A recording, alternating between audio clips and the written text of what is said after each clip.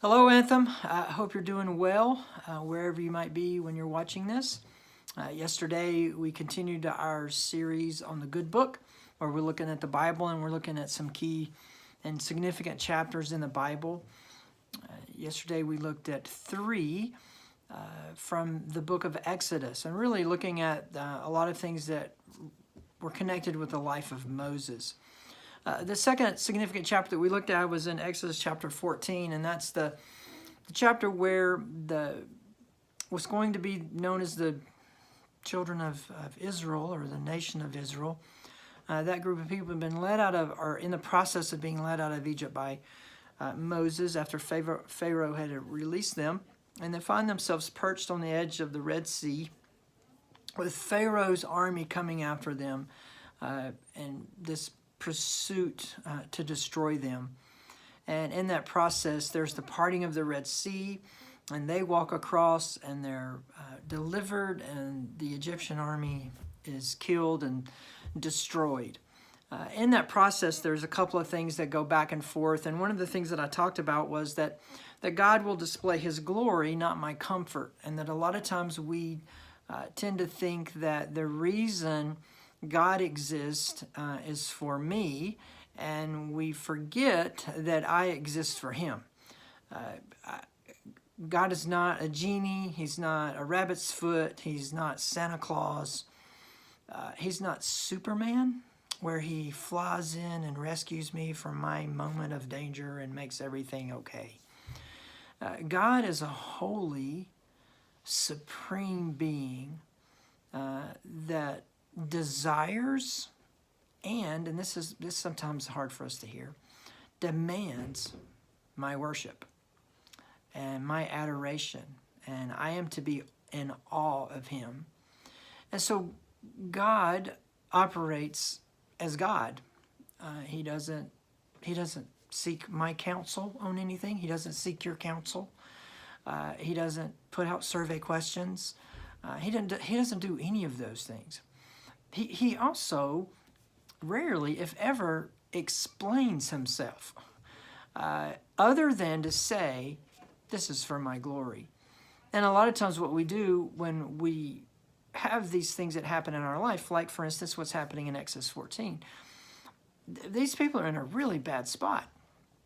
And here's what I know about most people. When most people get in a really bad spot, they will at least entertain the idea of turning to God. Even if it's not to know God, even if it's not to worship God, even if it's not to walk with God, even if they're just turning to Him in the moment of they want Him to be the genie in the bottle or Superman or something like that and come in and rescue the moment. They're at least when they're in a bad spot. And the worse the spot, the more likely they are to turn to God. There's an old expression back from World War I, I believe it was that, there's no such thing as an atheist in a foxhole. And so when you're in that kind of battle and the enemy's coming down on you, you're praying and you're seeking to God. So this group of people's in this really bad spot. The army's coming at them. There's nowhere to go. They don't know what to do. They're out in the middle of the wilderness, the desert, and they don't know what to do. And so, they start going to Moses and complaining and say, why'd you bring us out here to die? It was better if we would have stayed there.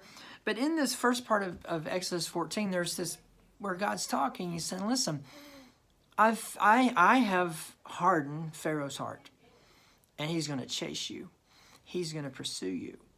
And this is happening so that I will be glorified, and so that the Egyptians will see that I am the true God.